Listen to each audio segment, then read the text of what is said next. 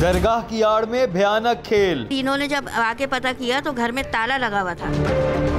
4 जवान बच्चों की मां पुरस्रार तौर पर हलाक। मजार के मतवल्ली का मशकूक किरदार। अगर एक गड्ढा भी खोदेंगे तो पता तो होगा ना कि यहाँ गड्ढा खुदा है। रेहाना को चोरी छुपे दफनाकर छुपाया गया कौन सा राज? वो वहाँ पे लंगर पकाता था और वो बांटता था। औरतों में घुसता था वो। बोटी चाहिए, चावल चाहिए आपको। सहेली ने चली कौन सी चाल? कैसे पुलिस ने लगाया सुराग? PTR टेक्निकल शहादतों की मदद से जो है मुलजिम को एक अरेस्ट किया, रिजवान को। बिस्मिल्लाहिर्रहमानिर्रहीम, अस्सलाम वालेकुम। मैं हूं मुकर्रम कलीम और आप देख रहे हैं प्रोग्राम इंकशाफ। और आज टीम इंकशाफ पहुंची है कराची में मलीर के इलाके सऊदाबाद में, और यहाँ पर एक बहुत ही अफसोसनाक वाक़या पेश आया जिसकी खोज लगाने हम यहाँ पर आए हैं। रमज़ान में रेहाना नामी एक खातून लापता होती हैं और उनकी फैमिली उनको तलाश करती है। 2 बच्चों की वो वालदा थीं, शादीशुदा थीं और हंसी खुशी ज़िंदगी गुजार रही थी और अपने शौहर से नाराज़ होकर घर से निकली हैं और फिर आज तक वो वापस नहीं आई। क्या हुआ रेहाना बीबी के साथ, आइए उनके घर चलते हैं। जब आप इस कहानी को सुनेंगे तो आप हैरान रह जाएंगे कि असल में रेहाना बीबी कहाँ गई। तो आइए आपको लेकर चलते हैं उनके घर। घर से दरगाह तक, रूहानी सकून से शैतान के बहकावे तक, ये कहानी इस मुआशरे के एक ऐसे नाजुक पहलू को डिस्कस करने वाली है जिस पर बात करते हुए अक्सर लोग घबराते हैं, लेकिन सच का प्रचार भी जरूरी है।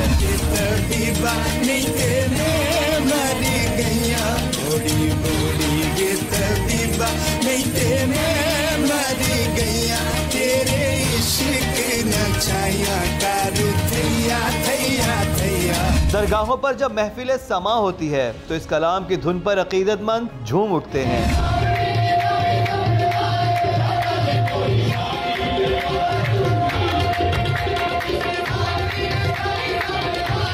रूह की प्यास बुझाने से भूखों को खाना खिलाने तक दरगाहों पर बैक वक्त कई मनाजिर देखने को मिलते हैं, लेकिन ये किस कदर अफसोस का मकाम है कि इन मकामात पर भी कुछ शैतान सिर्फ अपने शिकार की तलाश में होते हैं। घर से दरगाह तक रेहाना बीबी के साथ जो कुछ हुआ, ये कहानी होश उड़ाने वाली है।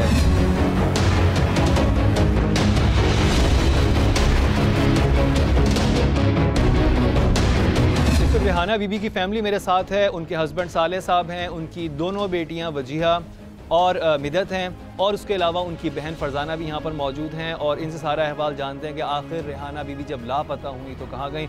अस्सलाम वालेकुम। वालेकुम सलाम। साले साहब, कितना अरसा हुआ था रेहाना साहिबा से आपकी शादी को? मेरा जो है तकरीबन 35-36 साल का रहा। तो यानी आपकी जो जोजा मोहतरमा ने 35 साल तक आपका साथ निभाया और फिर वो चली गई। जी ठीक। और इस अरसे में 35 साल में आपकी 2 बेटियां हुई? 2 बेटे 2 बेटी। अच्छा, और बेटे कहाँ होते हैं आपके? एक बेटे पंजाब में लाहौर में होते हैं, एक यहीं पे हैं, वो आज किसी काम की वजह से रुके हैं। ठीक। तो अब मुझे बताइएगा कि आपके 2 बेटे माशाल्लाह, 2 बेटी सब शादीशुदा हैं? सब माशाल्लाह से शादीशुदा, अपने अपने घर के हैं। और ये जो रेहाना बीबी थी, ये हाउस वाइफ थी या ये भी जॉब करती? नहीं, ये हाउस वाइफ थी, जॉब नहीं करती। ठीक। और आपकी जो आप दोनों का आपस में एक रिश्ता था, उसमें लड़ाई वगैरह या कुछ ऐसा था? देखें जी, जहाँ 2 बर्तन होते हैं ना, वो खटकते ज़रूर हैं। हमारा भी था, सब कुछ, लड़ाई झगड़ा भी था, प्यार मोहब्बत भी थी, सब कुछ थी। इधर लड़ते थे थोड़े 1 आध दिन या 1-2 घंटे के बाद फिर हमारे आपस में जो है बातचीत और सुलह हो जाती थी। तो ऐसा कोई वो लड़ाई झगड़ा नहीं था कि जिससे जो है कोई आदमी यानी कि घर छोड़ के चला जाए, तलाक दे दी जाए या मार पीट के। छोटे मोटे झगड़े हमारे घर के जो है वो तो हर घर में होते हैं।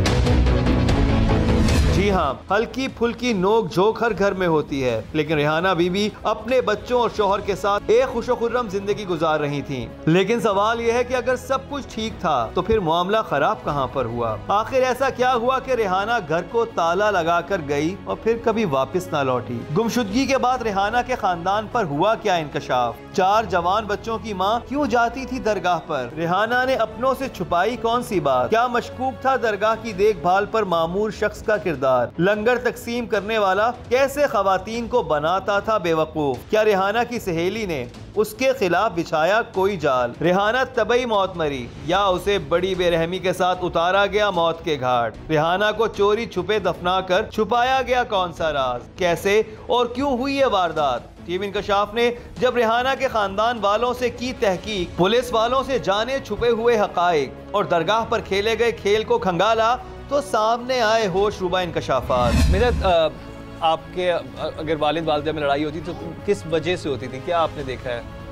ज़्यादा कोई ख़ास वजह नहीं, बस ऐसी कोई भी बात निकल गई बच्चों के पीछे या कोई भी ऐसी बातों पे निकलती थी तो लड़ाई हो जाती थी। उसके अलावा कोई बात नहीं, कोई ख़ास बात नहीं होती थी। बच्चों के पीछे ही हमेशा लड़ाई होती, बच्चों के पीछे यानी आप लोगों के? हाँ, कि अगर हमें डांट दिया तो अम्मी को बुरा लगता था, फिर ये बातों पे लड़ाइयाँ होती थी या भाइयों के पीछे। सारी बात है, अब तो आप माशाल्लाह सब मैरिड हैं, अब बड़े हो गए हैं, आप लोगों के अपने बच्चे हैं, तो आपने वालिद वालिदा को अपने बचपन में लड़ते ज़्यादा देखा था या बड़े होके आप लोगों को ज़्यादा? बचपन में ज़्यादा लड़ते हुए देखा था। जब बड़े हो गए, शादियाँ हो गई, तो जब भाई लोग भी बड़े हो गए, भाइयों की शरारतों की वजह से ही लड़ाई होती थी जो होती थी। तो अब वो लोग भी बड़े हो गए थे तो इतनी फिर लड़ाइयाँ इनकी नहीं होती थी। अब बहुत टाइम से, काफ़ी टाइम से मतलब हम इन लोगों की लड़ाइयाँ नहीं होती। बचपन में जब बच्चे अपने माँ बाप को लड़ते हुए देखते हैं, वो लड़ रहे हों, तो बच्चे एक तरफ की साइड ज़रूर लेते हैं, या तो वालिदा की लेते हैं या वालिद की लेते हैं। दोनों भाई अम्मी का फेवर लेते थे, हम दोनों बेटियाँ शुरू से अब्बू का फेवर लेती थी शुरू से।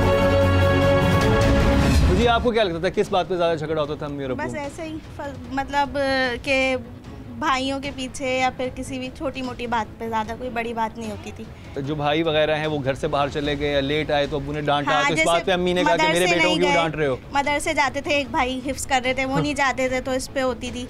मतलब कोई ज़्यादा कोई बड़ी बातें नहीं, जैसे बड़ी बातें नहीं। अच्छा, छोटी मोटी बातें थी, कोई बड़ा मसला था नहीं घर में? मेजर होता है ना, जायदाद का मसला होता है, ये होता है, कुछ और चीज़ें होती हैं। ऐसा कोई मसला कभी नहीं था, तो फिर मामला इस नहज तक कैसे पहुंचा? कब्रिस्तान के अंदर बनाई गई इस दरगाह में जो कुछ हुआ ये जानकर आपके रोंगटे खड़े हो जाएंगे। कैसे जवान औलाद की मां पर जुल्म की इंतहा की गई, लेकिन कौन था असली कसूरवार? फरजाना साहिबा, आप बहन थी रिहाना की?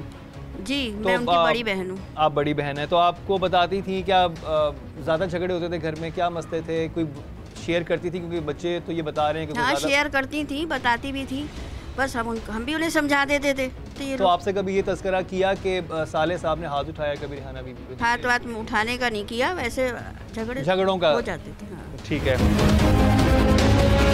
तो यानी ये बिल्कुल एक नॉर्मल फैमिली थी जिसमें छोटी छोटी बातों पे चपलिश थी, इसके अलावा कोई बड़ा मामला नहीं था। और फिर होता ये है कि रमज़ान, जो भी हालिया रमज़ान गुजरा है, उसके आखिरी दिनों में वो चली जाती हैं घर से एक छोटी सी बात पे लड़के। वो बात क्या है वो अभी साले साहब बताएंगे। साले साहब को दीजिएगा, आखिरी क्या आप लोगों की झड़प क्या हुई थी? आप नहीं, झड़प वगैरह तो कोई नहीं हुई थी। मसला ये है कि मेरे पास एक मकान और भी है। अच्छा, शादी मेरी एक ही है, लेकिन एक मकान और भी है।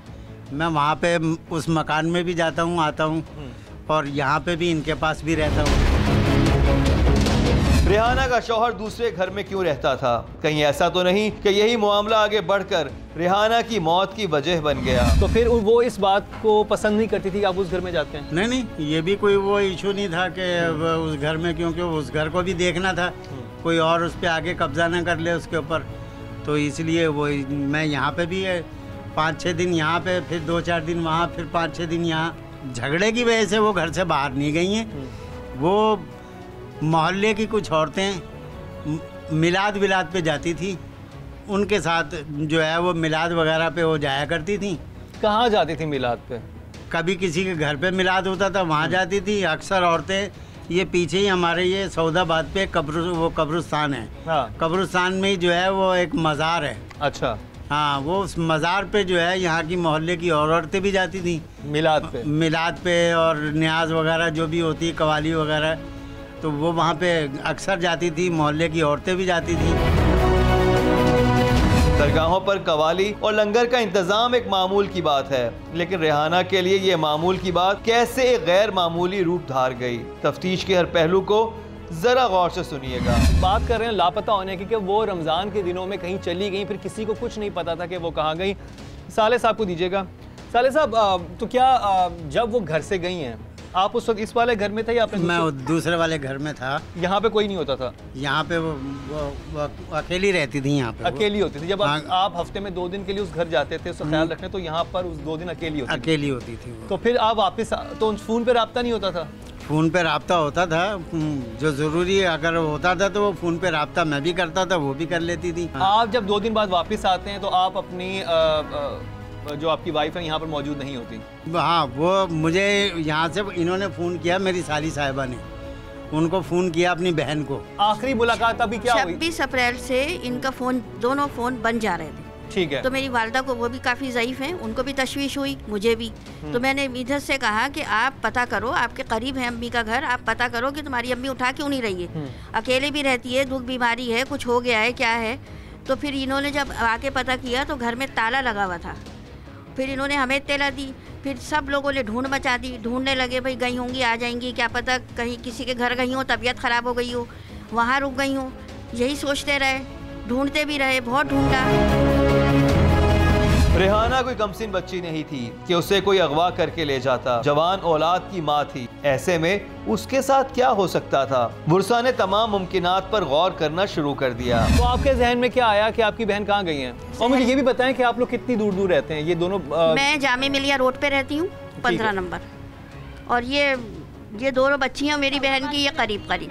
मित्र, तो आप लोग कितने दिन बाद अपनी अम्मी को विजिट करते थे, चक्कर लगाते थे घर का? मैं तो महीने 1.5 महीने में अम्मी खुद आती थी मेरे पास, रेगुलर चक्कर लगाती थी। लेकिन आपकी सारी बात, आपने कहा आपकी वालदा को बीपी था, उनको शुगर का भी मसला था, और वो अक्सर अकेली होती थी क्योंकि वालिद दूसरे घर का ख्याल रखने चले जाते थे। तो आप होता नहीं था कि बेटियां तो बड़ी माँ से क्लोज होती हैं कि हम जाके देखें माँ सही है या नहीं? अगर नहीं, अम्मी रोजाना चक्कर लगा लेती थी ना खुद ही, इसलिए। अच्छा, रोजाना आ जाती? हाँ, रोजाना, या नहीं तो एक दिन छोड़ के लाजमी वो मेरे घर आती थी, इन बच्चों की वजह से लाजमी आती थी। तो जब वो लास्ट टाइम आई है मेरे घर, तो ये कौन सा क्या दिन था? हफ्ते का दिन था। 26 अप्रैल को वो लापता हुई हैं। 24 तारीख थी वो। 24 तारीख को आपके घर आई हैं? 24 तारीख को हमारे घर आई थी। तो वो उस दिन आई, उसके बाद वो खड़े खड़े बस आई थी कि मैं जा रही हूँ, मुझे जाना है और जो मेरे को काम है जैसे घर में, और चले गई थी। फिर उसके बाद उन्होंने बोला था मैं पीर को आऊँगी, तो वो पीर को फिर वो नहीं आई। पीर को भी खाला की कॉल आई? हाँ, 2-3 दिन बाद। हाँ ठीक है, 2-3 दिन बाद। तो यानी कि 2 दिन बाद आपको खाला की कॉल आती है, आपकी अम्मी नहीं आती, और खाला कहती है कि आपकी अम्मी के फ़ोन ऑफ है? हाँ, फ़ोन ऑफ है, वो यही बता रही थी। अच्छा जी, आपकी आखिरी क्या मुलाकात हुई अम्मी से? मेरी बात हुई थी 24 तारीख को। हाँ। व्हाट्सएप पे बात हुई थी, उन्होंने मेरी तबीयत वगैरह पूछी और बस यही ये वो दिन से लापता हुई हैं वो? उसके 2 दिन पहले 26 तारीख को लास्ट बार वो ऑफलाइन। बेटी को व्हाट्सएप कॉल के बाद रेहाना फिर कभी व्हाट्सएप पर ऑनलाइन ना हुई। वो ऑनलाइन होती भी तो कैसे, वो तो मनो मिट्टी तले जा चुकी थी। लेकिन इस बात की खबर किस किस को थी, ये राज अभी खुला नहीं था। जब आप लोगों को इल्म हुआ कि अम्मी चली गई हैं और वो आप लोगों ने ताला लगा हुआ देखा घर पे, तो आपके जहन में क्या आया कि अम्मी कहाँ गई हैं? वो तो यही था कि वो किसी रिश्तेदारों में चले गई होंगी, क्योंकि हमें तो ये था वो रुकने नहीं जाती थी कहीं पे। हाँ। तो टेंशन ही हुई कि जाहिर सी बात है किधर हैं, कहीं चले गई, शुगर हाई है। आपको दिन का कितने बजे का वक्त था जब आपको पता चला कि अम्मी नहीं है? रात में खाला की कॉल आई हमारे रात में आई कि देखो जाके कि ताला तो नहीं है, क्या हुआ, अम्मी तबीयत ठीक है, कहाँ है अम्मी? तो हमने आके देखा तो ताला था, अम्मी नहीं थी। फिर सारी बात आप लोग घर के बाहर ही खड़े हो गए कि अम्मी किधर चलेंगी, हाँ। कब आएंगी वापस? फोन भी उनके ऑफ है। हाँ, फिर अब्बू को बुलाया। हाँ। अब्बू को बुलाया, अब्बू ये लोगों ने हॉस्पिटल्स, छीपा और बाकी काफी सारी उसी रात आप लोग तलाश शुरू कर दी। हाँ। रेहाना का यूं अचानक गायब हो जाना सबको परेशान कर गया। जहां बहन बेटियां सदमे की हालत में थे, वहीं शौहर के दिल से भी हौलनाक खदशात सर उठा रहे थे। जब आपकी जो वाइफ थी वो इस तरह से चली गई, और आपके जहन में क्या आया, कहाँ जा सकती हैं? जब दरअसल उनको शुगर थी बहुत, और शुगर भी उन दिनों में जो है ना तकरीबन 480-85 के करीब थी। तो हमें ये लगा कि ऐसा तो नहीं कि कहीं उनकी शुगर हाई थी, कहीं वो गिर गई हों, रोज़े से भी थी। तो और आजकल चोरी चकारी तो बहुत है, कोई भी गिरता है तो लोग जो है पहले उसका माल समेटते हैं, बाद में उसको हॉस्पिटल पहुंचाते हैं। तो हमने कहा हो सकता है किसी ने पर्स वगैरह उठा लिया हो, मोबाइल लेके भाग गया हो और उनको जो है किसी हॉस्पिटल में दाखिल कर दिया हो। हमने जिना भी देखा, सिविल देखा, अब्बासी देखा, इंडस, तमाम जो है वो तरफ आदमी भागे, सब जगह चेक करा, एदी सेंटर गए, छिपा के यहाँ देखा। यानी आपने हर उस जगह तलाश किया जहाँ पे हो सकता था कि तबीयत खराबी की वजह से वो जा सकती हैं। रेहाना गई तो आखिर कहाँ? बुरसा थाने पहुँचे तो पुलिस ने कैसे किया तफ्तीश का आगाज, कैसे बात घर से पहुँची दरगाह तक, रेहाना से हुई ऐसी कौन सी खता कि जिसकी मिली दर्दनाक सजा। टीम इंकशाफ जाए वक़ुआ पर पहुंची तो हुआ क्या, इंकशाफ ये सब दिखाएंगे आपको, लेकिन एक शॉर्ट ब्रेक के बाद।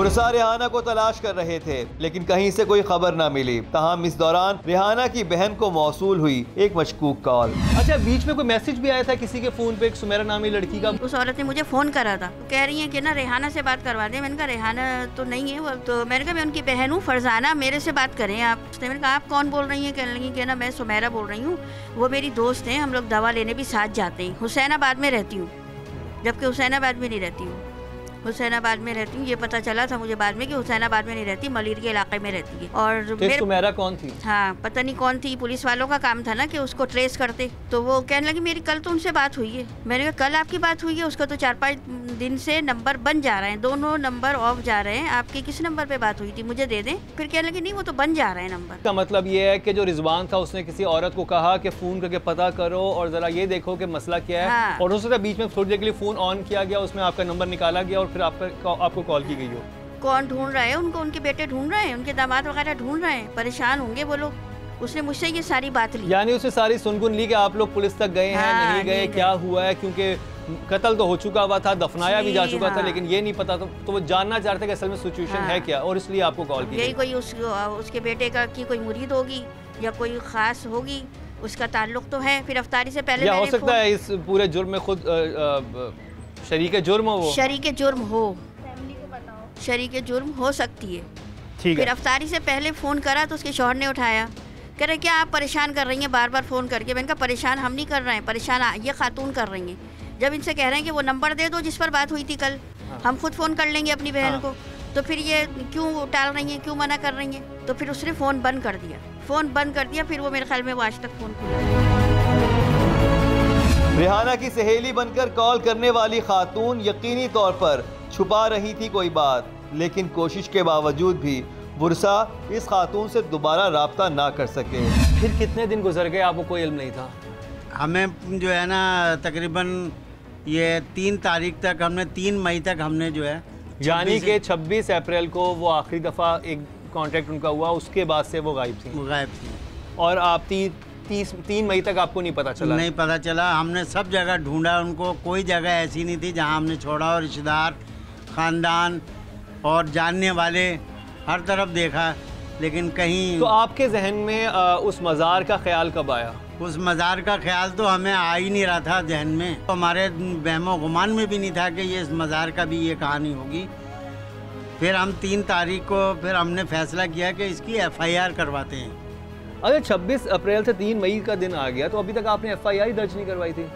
ढूंढ रहे थे हम अपने, और फिर एक आध से मैंने मशवरा किया था, तो उन्होंने कहा कि कच्ची FIR कटेगी, और वो भी गुमशुदगी की। 4 तारीख को जाके जो है हमने पक्की है वो कच्ची FIR कटवाई हमने, और वो भी उन्होंने गुमशुदगी की FIR काटी उन्होंने।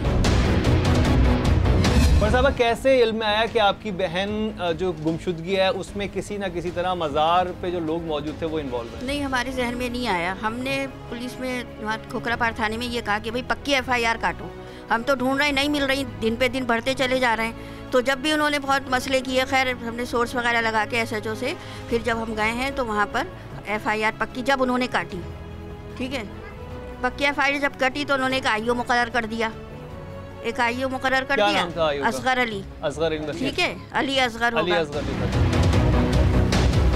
FIR के इंदराज के बाद आखिर पुलिस ने शुरू कर दी रेहाना बीबी की तलाश, लेकिन यहीं पर यह बात गौरतलब है कि बुरसा के जहन में क्यों ना आया दरगाह का ख्याल। हालांकि रेहाना की बहन जानती भी थी कि दरगाह की देखभाल करने वाले शख्स का था मशकूक किरदार। रिजवान हुसैन नामी एक आदमी था जो कि इस मज़ार पे लंगर बनाया करता था, झाड़ू देता था, और औरतों में घुसता था, और बकौल फरजाना साहबा के कि वो ख़वातीन में बहुत ज़्यादा घुसने की कोशिश करता था, उन्हें खाना देना, चीज़ें करना, उनसे मतलब राह रस्म बढ़ाता था, और ये जानने की कोशिश करता था कि किसके पास कितने पैसे हैं या किसके पास कितनी ज्वेलरी या कुछ इस तरह की चीज़ों की इन्फॉर्मेशन लेता था।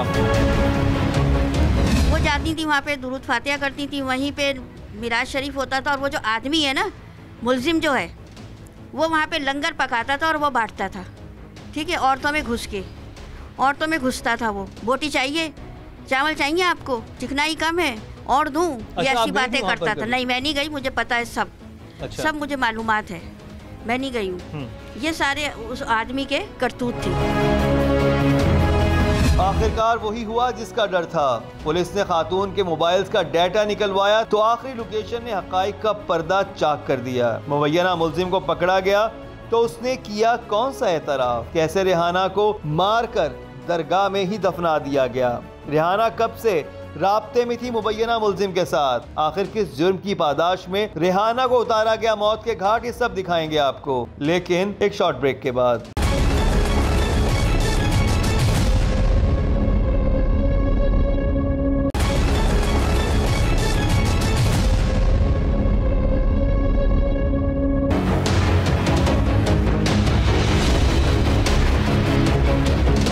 मेरे साथ इस केस के SIO मूसा साहब मौजूद हैं, उनसे बात करते हैं। अस्सलाम वालेकुम। वालेकुम सलाम सर। मूसा बताइएगा कि क्या ये एक अंधा कत्ल था, किस तरह से पुलिस असली कातिल तक पहुंची? ये साले रिजवी साहब हैं, इनकी जो उनके शौहर रेहाना के, उन्होंने जो है एप्लीकेशन दी थाने में, FIR हुई इसके ऊपर। उसके ऊपर फिर हमने जो है वो उनका CDR टेक्निकल शहादतों की मदद से जो है मुलजिम को एक अरेस्ट किया, रिजवान को मुलजिम को अरेस्ट किया। तो उसने दौरान जो है इंट्रोगेशन इंकशाफ किया कि जो है ये जो है रेहाना इनसे पहले राब्ते में भी थी। ये है वो मनाजिर जब मुलजिम को पुलिस ने हिरासत में लिया। ये शख्स कोई और नहीं बल्कि इस दरगाह का करता धरता था। सवाल ये था कि इस शख्स और रेहाना के बीच क्या ताल्लुक था, ये लोग कब से राब्ते में थे। टेक्निकल शहादतों की मदद से जो है वो इसके CTRs वगैरह मैच हुए और रेहाना जो इसके कांटेक्ट में थी। और ये इनका कांटेक्ट जो है बहुत, वो उसने मुलजिम ने बताया कि बहुत जो है सालों से जारी था इसका कांटेक्ट जो है रिजवान का रेहाना के साथ। अगर ये ताल्लुक बरसों पर मुहित था तो फिर रेहाना के घर वाले कैसे बेखबर रहे? क्या रेहाना बरसों से इस दरगाह पर जा रही थी? कब्रिस्तान में वाक़े मज़ार पे कितने अरसे से जाना शुरू किया? तकरीबन 2 साल, 1.5-2 साल का। उससे पहले वो ऐसी किसी में नहीं, किसी ऐसी एक्टिविटीज़ में नहीं थी वो, और कोई ऐसा वो नहीं था इशू इसका कि वो मिलाद, मोहल्ले में मिलाद वगैरह होता था उसमें चली जाती थी, कुरान खानी होता था, लेकिन मज़ार वगैरह पे नहीं जाती।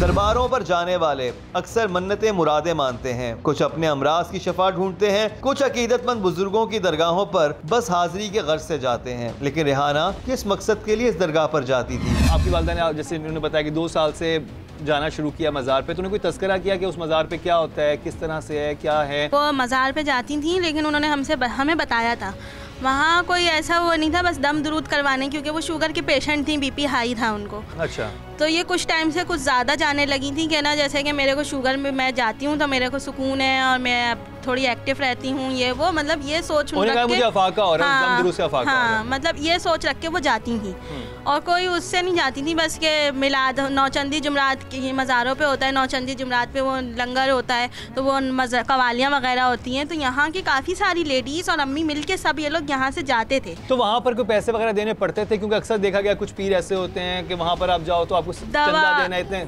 दवा देते हैं, करवाना है तो इतने पैसे आप, वो लोग दवा देते थे, हकीम भी हैं। तो वजी आप गई वहाँ पे? नहीं, बताया है अम्मी ने, हमारी तो शादी हुई है 2 साल मतलब हुए हैं मेरी शादी को। हाँ। और जब से ये जा रही हैं उसके बाद से इनकी दोस्तियाँ हो गई थी, लोगों ने इनसे कहा कि बहुत अच्छे हैं और बहुत फ़र्क पड़ता है। तो आपकी वालिदा का पहले एतकाद था इस तरह की पीरी मुरीदी पर या नहीं? मेरी शादी तक तो नहीं गई।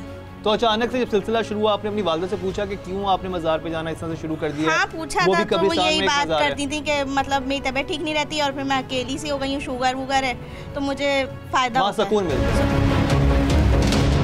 रेहाना इस दरगाह पर सुकून की तलाश में जाती थी, लेकिन उसकी इस सरगर्मी ने बहन को बेकरार कर दिया। मुझे पता चला था, मैंने उनको मना किया था, मैंने कहा इतना ना जाया करो, तो कह रही नहीं, हमारे महल्ले की सब औरतें जाती हैं, साथ में मिलके हम जाते हैं, वहाँ मिलाद होता है, महफिल होती है, नमाज भी पढ़वाते हैं वो लोग, तो ना अच्छा लगता है वहाँ पे, हम सबके साथ जाते हैं, सबके साथ आ जाते हैं। मुझे उन्होंने ये जवाब दिया था। तो क्या मुलजिम ने किसी शैतानी अमल का शिकार होकर रेहाना को उतारा मौत के घाट, या फिर पैसों की लालच में वो सारी हदें फैलान गया? कैसे रेहाना को जान से मारा गया? टीम इंकशाफ दरगाह पर पहुंची तो हुआ क्या? इंकशाफ ये सब दिखाएंगे आपको, लेकिन एक शॉर्ट ब्रेक के बाद।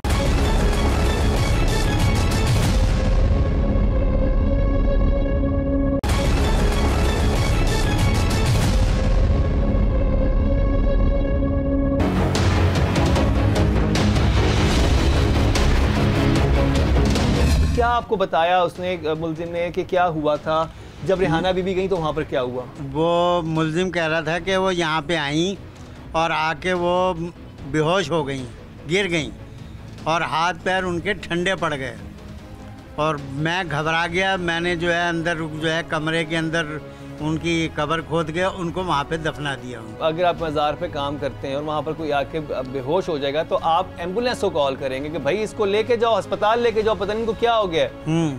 तो पुलिस को 15 पे रिंग करता, बाहर मैकेनिक हैं, दुकानदार हैं, होटल है। वो पोस्टमार्टम हुआ उनका, जज साहब ने जो है 28 तारीख दी है, 28 तारीख को कब्र कुशाई।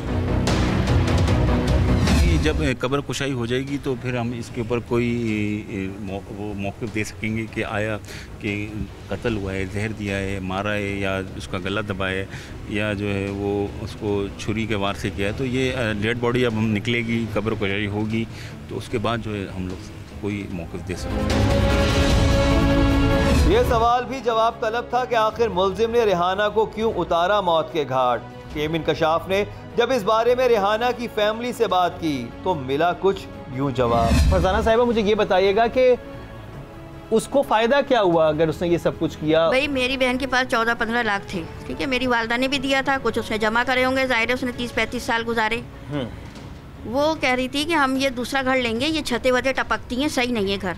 तो फिर मैंने कहा अगर लेना है तो मुझे बताओ, ठीक है। तो कहने लगी नहीं वो कोई है ना, वो बहुत अच्छे हैं और वो हमको घर दिखाएंगे, वो हमको घर बताएंगे। यानी उन्होंने किसी का तस्करा किया कि वो घर दिखाएगा। वो बहुत अच्छे हैं, वो हमें दिखाएंगे, उन्होंने बोला है। पैसे उसके पास थे, अब वो पैसे तो घर में नहीं है। उस वक्त रिजवान हुसैन का जिक्र हुआ आपसे? नहीं करा, नहीं हुआ। आप लोग दोनों से, हम दोनों बहनों से भी कोई रिजवान का कोई जिक्र नहीं करा। लेकिन आपको अपनी अम्मी का ये पता था कि उनका प्लान है कि उन्हें घर बनाना है? जी, ये तो काफ़ी टाइम से। अभी लास्ट टाइम जो बारिश हुई है उसमें हमारे घर की कंडीशन बहुत ज़्यादा ख़राब थी। अम्मी ने नीचे के घर से काफ़ी पानी निकाला था क्योंकि घर में पानी आया था। वो काफ़ी टाइम से अब्बू से कह रही थी कि हम ये घर बेच के दूसरी जगह जाएंगे। खाला ने बोला कि भाई मैं तुम्हें दिला देती हूँ, हम बताएंगे, तुम हमें बताओ।